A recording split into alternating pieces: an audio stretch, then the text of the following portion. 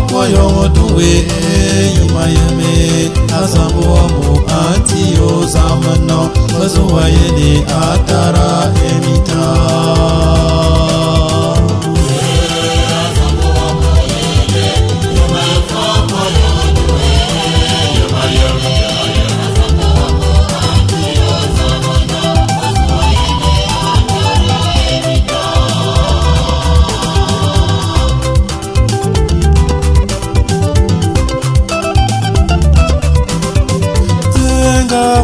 Uye maumati ebombe ngalaza basana yewa yobo yimayeme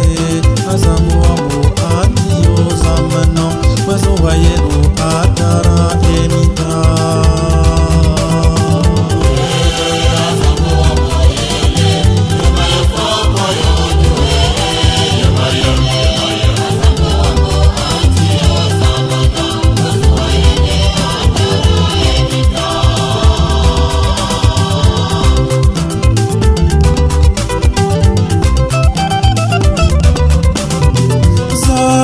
agabera yemokolo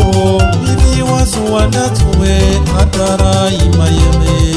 azamu amu atiyo zamano mazuwa yene atara emita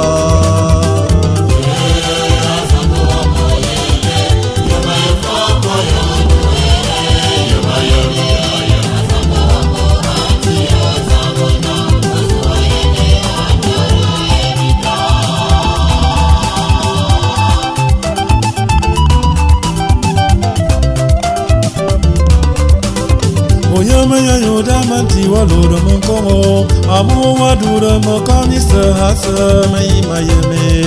azamu amu atiyo zamano mazuwa yene atara emita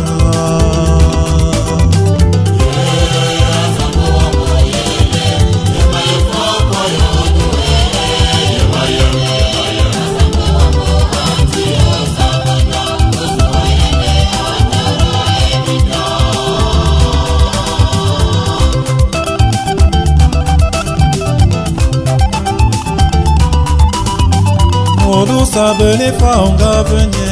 imabele nenza manuwa yi atara imayeme azambo amu atiyo zamano mazuwa yene atara emita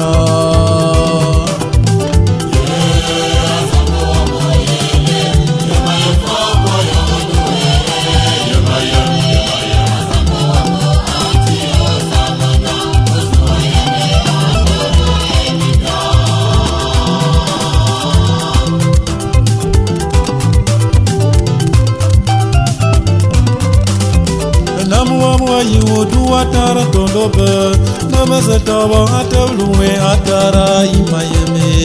azambo amu atiyo zamano mazuwa yene atara emita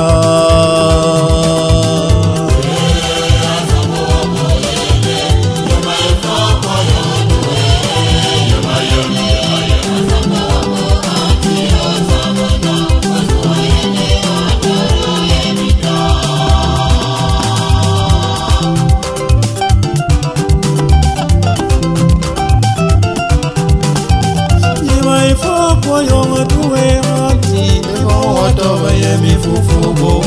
yamayeme azambo amu atiyo zamano mazuwa yene atara